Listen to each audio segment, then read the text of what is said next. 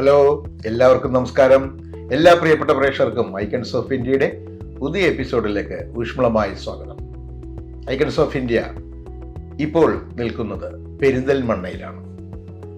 ഇന്ന് icons of India നിങ്ങൾക്കായി പരിചയപ്പെടുത്തുന്ന അതിഥി ജാം ജൂം ഹൈപ്പർ മാർക്കറ്റിന്റെ മാനേജിംഗ് ഡയറക്ടർ സബീർ അലി സാറാണ്. സ്നേഹത്തോടെ, ആദരവോടെ, ബഹുമാനത്തോടെ നമുക്ക് സ്വാഗതം ചെയ്യാം സബീർ അലി സാർ.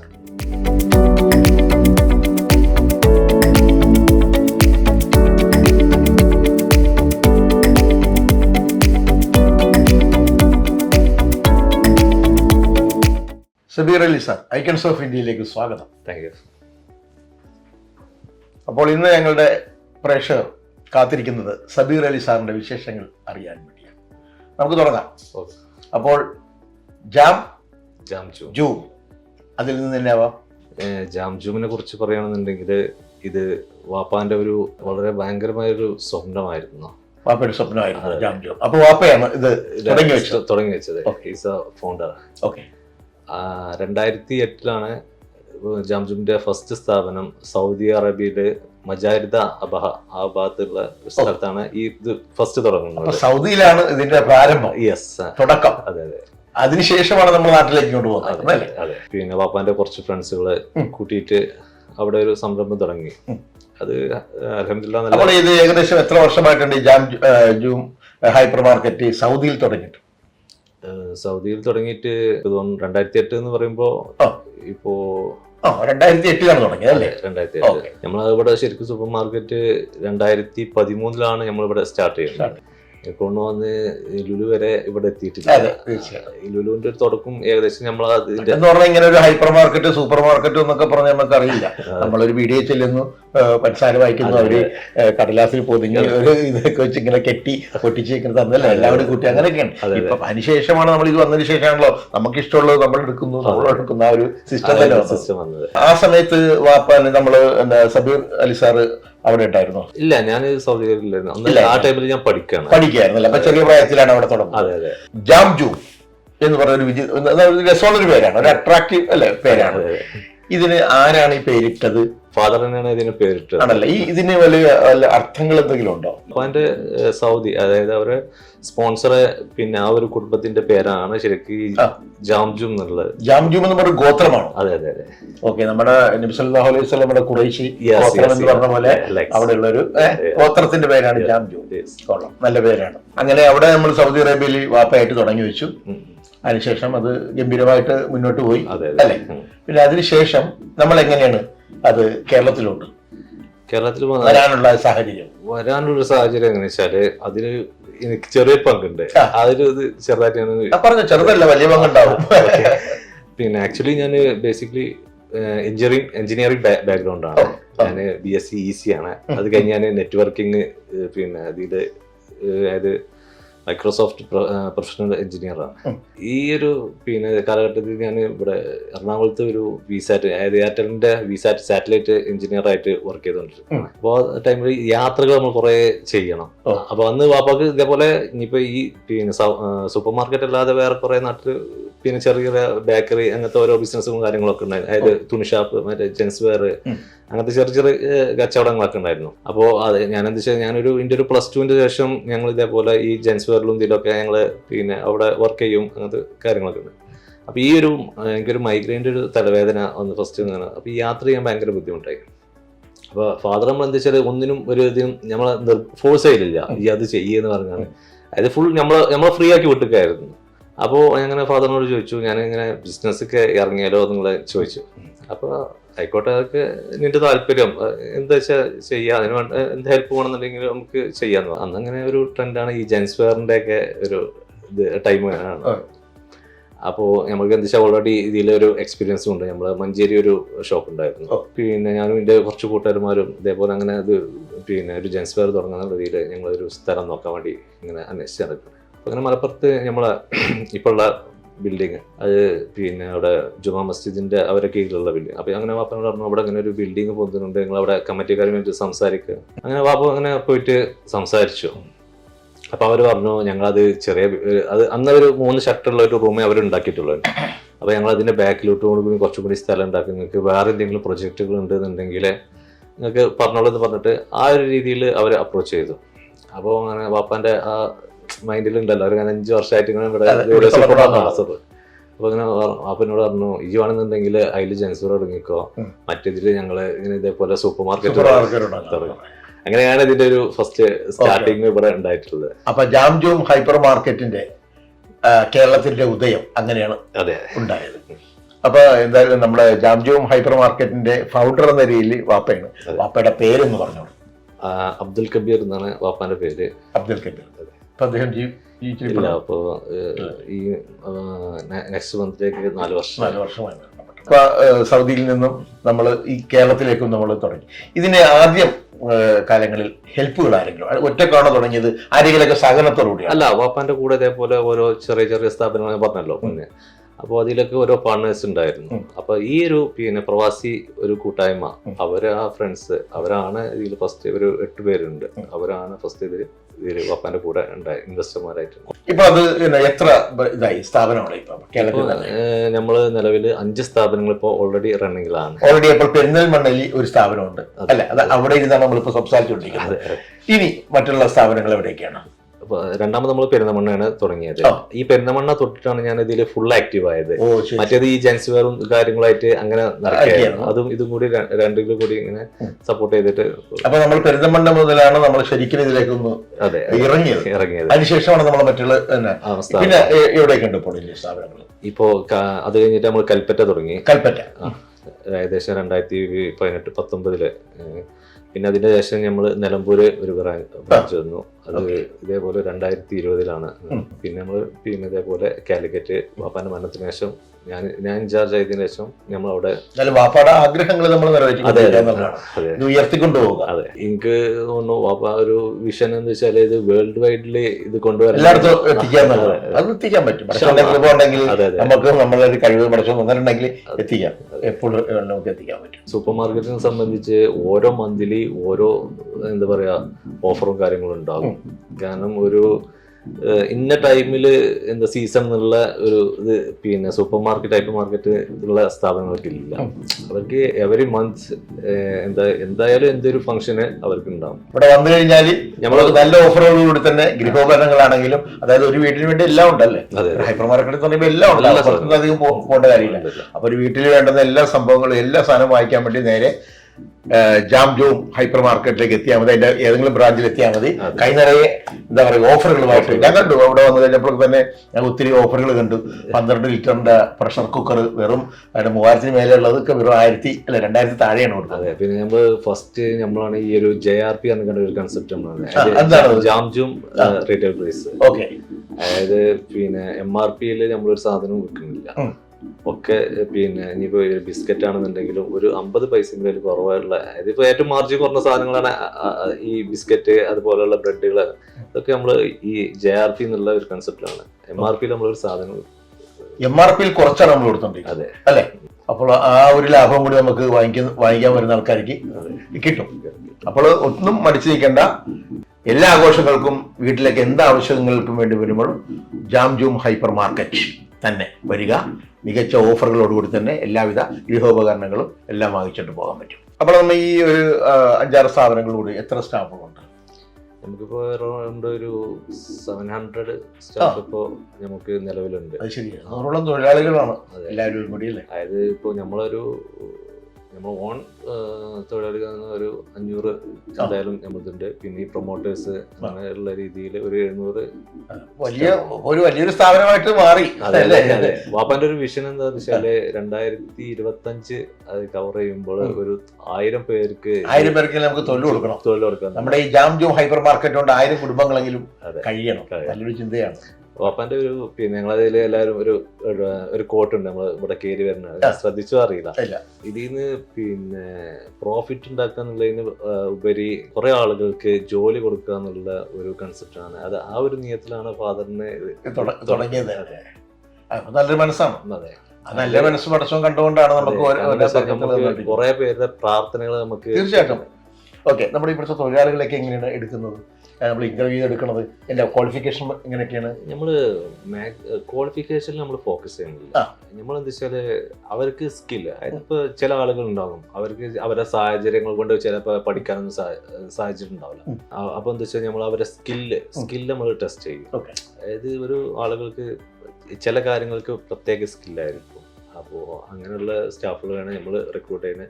പിന്നെ നമ്മൾ ഇതിൽ ഇതേപോലെ റിക്രൂട്ട് ചെയ്ത സ്റ്റാഫുകൾ ഇപ്പോൾ പാക്കിങ്ങിൽ വന്ന ആളുകൾ മാനേജർമാരായിട്ടുള്ള കുറേ സ്റ്റാഫുകൾ നമ്മൾ ഇതിൽ ഇവിടെ അധ്വാനിക്കാൻ നല്ല മനസ്സുമായിട്ട് വരുന്ന ആളുകൾക്ക് ഡിഗ്രി വിദ്യാഭ്യാസം ഒന്നുമല്ല, ഇവിടെ ചെറിയൊരു ജോലിക്കായിട്ട് വന്നാൽ തന്നെ അവന്റെ കഴിവനുസരിച്ച് അദ്ദേഹത്തിന് അല്ലെ ഉയരങ്ങളിലേക്ക് എത്താം. അങ്ങനെ ഒരു സാഹചര്യം കൂടി ജാംജൂം ഹൈപ്പർ മാർക്കറ്റിലുണ്ട്. ഇനി പുതുതായിട്ട് ഇനി എവിടെയെങ്കിലും തുടങ്ങാൻ പോകുന്നുണ്ട്?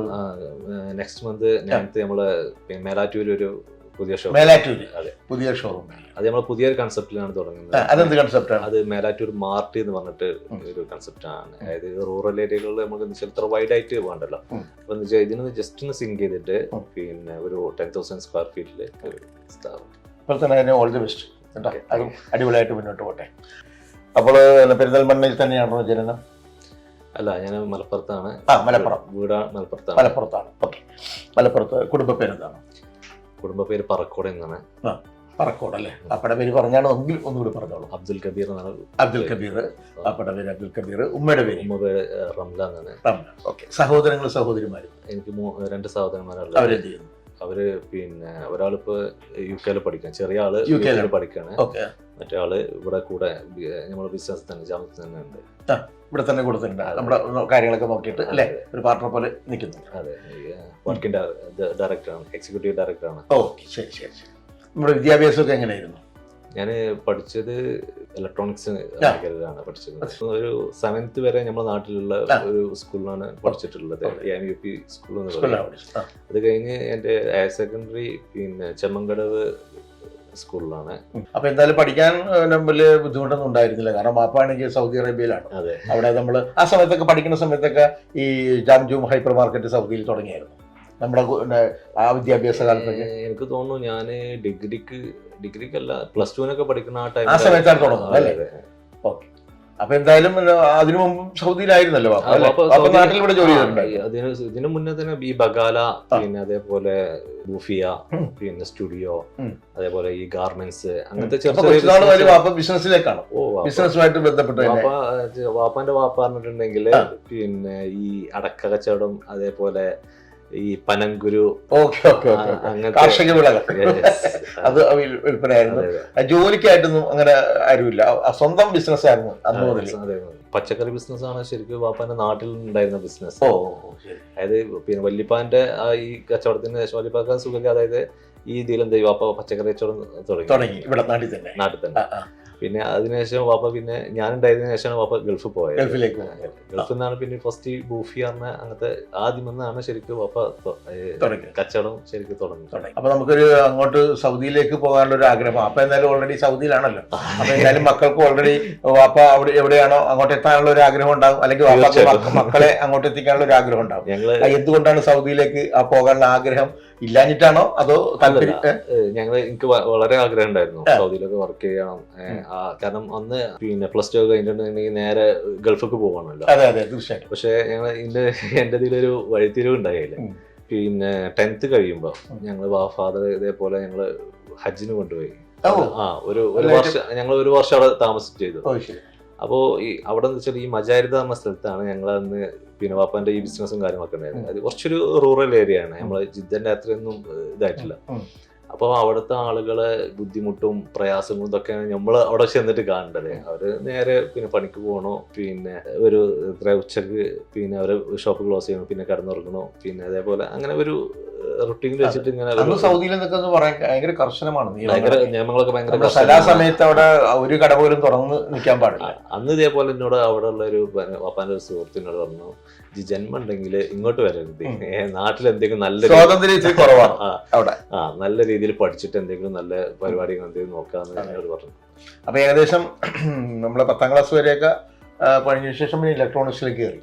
പിന്നെ +2 പിന്നെ അവിടെ അതേപോലെ ചെറുപ്പം പഠിക്കാനൊക്കെ എങ്ങനെ ഉണ്ടായിരുന്നില്ല ചോദിക്കുന്നത്? ഞാൻ ആവറേജ് ഉള്ളായിരുന്നു. Average പക്ഷെ ഞാൻ എന്താ പറയാ ചെറുപ്പം മുതലേ എന്തെങ്കിലുമൊക്കെ കുത്തി കഴിച്ച് അതായത് ഇലക്ട്രിക്കൽ ആൻഡ് ഇലക്ട്രോണിക്സ് ആ മേഖലയിൽ കുത്തിപ്പൊളിച്ചെടുക്കും. ഞാൻ ഏകദേശം 5ാം വയസ്സിൽ പിന്നെ വല്യപ്പാന്റെ അന്ന് ഈ മറ്റേ ഈ നമ്മള് എന്താണ് എയർ റൈഡ് ഉണ്ടല്ലോ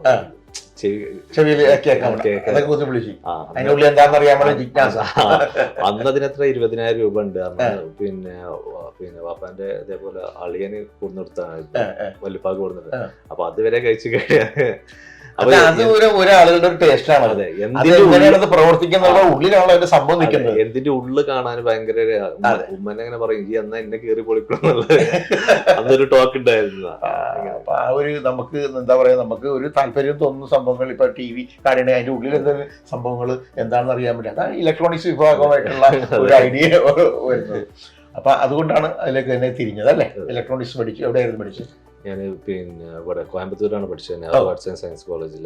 അവിടെ BSc EC electronics and communication ആയിരുന്നു. അതായത് അന്നൊക്കെ കമ്മ്യൂണിക്കേഷനിൽ ഒരു പിന്നെ ചാൻസ് ഉണ്ട് എന്നുള്ള ഒരു രീതിയിൽ അന്ന് ആ ഒരു ഫീൽഡ് എടുത്തു. പിന്നെ അതിന് ശേഷം പിന്നെ നമ്മളെ HCL എന്ന ഇൻസ്റ്റിറ്റ്യൂട്ടിൽ നിന്ന് എറണാകുളത്ത് നിന്ന് പിന്നെ നെറ്റ്വർക്കിംഗ് കഴിഞ്ഞു. അതിൽ ഞാൻ പിന്നെ മൈക്രോസോഫ്റ്റ് സർട്ടിഫൈഡ് എഞ്ചിനീയർ MCSE പാസ്സായതാണ്. പിന്നെ അതിനുശേഷം ഞാൻ ഇതേപോലെ എയർടെലിന്റെ VSAT എന്ന് പറയും, നമ്മളെ സാറ്റലൈറ്റ് നെറ്റ്വർക്കിംഗ്. അപ്പോൾ അവര് ഇതേപോലെ MRV ഇൻഫോടെക് പറഞ്ഞിട്ട് ഒരു ചെന്നൈ ബേസ്ഡ് കമ്പനി ഉണ്ടായിരുന്നു. അതിൽ ഫീൽഡ് എഞ്ചിനീയർ ആയിട്ട് ഒരു 2 വർഷം ഞാൻ വർക്ക് ചെയ്തു. ചോദിക്കുന്നതാണ് ആദ്യമായിട്ട് വർക്ക് ചെയ്തപ്പോ കിട്ടിയ ശമ്പളം എത്ര? എനിക്കന്ന് തോന്നുന്നു 10,000 രൂപ. 10,000? നല്ല വലിയ കുഴപ്പമില്ലാത്ത ഒരു ശമ്പളമാണല്ലോ അല്ലേ? കുഴപ്പമില്ലാത്ത ശമ്പളമായിരുന്നു. ഓക്കെ. അപ്പൊ 23ാമത്തെ വയസ്സിലാണ് കല്യാണം അല്ലേ? ആ സമയത്ത് നമ്മളൊരു സ്ഥാപനം നടത്തിക്കൊണ്ടിരിക്കും. ഈ ജാംജൂം ഇവിടെ സ്ഥാപിച്ചായിരുന്നു? ഇല്ല അല്ല, ഞാൻ ഈ ഇവിടെ എറണാകുളത്ത് വർക്ക് ചെയ്യുമ്പോഴാണ് പിന്നെ കല്യാണം നടക്കുന്നത്. ഓ ശരി. വർക്ക് ചെയ്തോണ്ടിരിക്കുന്ന സമയത്താണ്. നമുക്ക് സ്ഥാപനമൊന്നുമില്ല. അപ്പൊ ആ വിവാഹം കഴിച്ച അതേപോലെ ചെറിയ സ്ഥാപനം, മറ്റേ ജെൻസ് വെയറും അങ്ങനത്തെ ഷോപ്പുകളും കാര്യങ്ങളൊക്കെ. വൈഫിന്റെ പേരെന്താണ്? ഷാഹിന ഷെറി. ഇവിടെ അടുത്ത് തന്നെയാണോ? പാലക്കാടാണ്. പാലക്കാടാണല്ലേ? നേരിട്ട് പിന്നെ എന്താ പറയാ വീട്ടുകാർ വഴി ആലോചിച്ച് കല്യാണം കഴിച്ചാണോ? അതോ നമ്മൾ കണ്ട് നമുക്ക് ഇഷ്ടപ്പെട്ടു? നമ്മൾ കണ്ടു, ഇഷ്ടപ്പെട്ടു, വീട്ടിൽ പറഞ്ഞു. ഓ, അപ്പൊ പ്രേമ വിവാഹം വന്നല്ലേ? അങ്ങനത്തെ പറയാമല്ലോ. മക്കളെത്ര പേര്? മക്കൾ 3 പേരാണ്. മക്കളുടെ പേരോ? വലിയ ആളുടെ പേര് പിന്നെ അമർ ബിൻ സബലി, രണ്ടാമത്തെ പേര് അമീൻ ഗസാലി, മൂന്നാമത്തെ പെണ്ണാണ്, അവരുടെ പേര് അലീസ ബീഗ. അവരൊക്കെ ഇങ്ങനെ ഇലക്ട്രോണിക് കുത്തിപ്പിടിച്ചൊക്കെ നോക്കുന്ന പരിപാടി ഉണ്ടോ? പോലെ വല്ല ആ ഇലക്ട്രോണിക്കിലേക്ക് തിരിയാനുള്ള പരിപാടികളുണ്ടോ? മൂത്താള് ഭയങ്കര ഫുട്ബോളിൽ ഭയങ്കര ക്രേസിയാണ്. മലപ്പുറം എന്ന് പറഞ്ഞാൽ കാൽപന്തില്ലാത്തൊരു പരിപാടി. പിന്നെ അവന് സോഫ്റ്റ്വെയറുമായി ബന്ധപ്പെട്ടിട്ട് അങ്ങനത്തെ ഇതിലൊക്കെയാണ് അവന് താല്പര്യം. നമുക്ക് മക്കളുടെ താല്പര്യം എന്താണോ അതനുസരിച്ച് നമ്മളെ കൊണ്ടുപോകും. രണ്ടാമത്തെ അവന് പിന്നെ കുറച്ച് എന്റെ ഒരു ചെറിയ ഇത് ഉണ്ട്, എന്തെങ്കിലും കുത്തിപ്പിടിച്ച് നോക്കി അതിന്റെ ഉള്ളിൽ എന്താണ് വയറൊക്കെ എങ്ങനെയൊക്കെയാണ് ഷോർട്ട് ചെയ്ത് വെച്ചേക്കണം. നമുക്ക് ഇലക്ട്രോണിക്സ് വിഭാഗമായിട്ട് ചെറിയ താല്പര്യമുണ്ട്. എന്തായാലും വാപ്പായിൽ നിന്ന് നമുക്ക് കിട്ടിയ ഒരു എന്താണ് പറയുക, വാപ്പാനെ നമുക്ക് എന്താ റോൾ മോഡൽ ആക്കാൻ വേണ്ടി വാപ്പാടെ എന്ത് കഴിവാണ്, എന്ത് ഒരു സ്വഭാവമാണ് നമ്മളെ ആകർഷിച്ചേക്കുന്നത്? സത്യം പറഞ്ഞാല് നമ്മളെ ഒരുവിധം ആളുകളൊക്കെ അവരെ റോൾ മോഡൽ പറഞ്ഞ ഫാദർ തന്നെയാണ്. അത് എന്റേതും തീർച്ചയായിട്ടും അത് മാത്രമേ ഉള്ളൂ. കാരണം ഫാദർ പറഞ്ഞാൽ ഭയങ്കര ഒരു ഡിഫറെന്റ് ക്യാരക്ടർ ആയിരുന്നു. ഒരാള് മൂപ്പരായിട്ടും ബന്ധപ്പെട്ടിട്ടുണ്ടെങ്കിൽ പിന്നെ മൂപ്പരെ ആരും മറക്കൂല, അങ്ങനെ ഒരു ക്യാരക്ടർ ആയിരുന്നു. നല്ല പിന്നെ എന്താ പറയാ, നമുക്ക് പറയാൻ വാക്കുകളില്ല. അദ്ദേഹത്തിന്റെ ആ ഒരു നല്ല മനസ്സിന്റെ, അതായത് ആരെയും വെറുപ്പിക്കാതെ ഒരു പ്രാവശ്യം പരിചയപ്പെട്ടു കഴിഞ്ഞാൽ അദ്ദേഹത്തെ ആരും മറക്കില്ല എന്ന് പറയുമ്പോൾ തന്നെ അദ്ദേഹത്തിന് ഏറ്റവും നല്ലൊരു പ്ലസ് പോയിന്റ് ആണ് കിടക്കുന്നത് അല്ലെ? നമ്മള് ഒന്നിനും എന്താ പറയാ ഇനി അത് ചെയ്യേ ആ ഒരു ഇതില്ല. നമ്മളെ ഇഷ്ടം എന്താ അതില് അത് നമ്മള് ഫാദർ മാക്സിമം നമ്മള് ബൂസ്റ്റപ്പ് ചെയ്തിട്ടുണ്ടായിരുന്നു.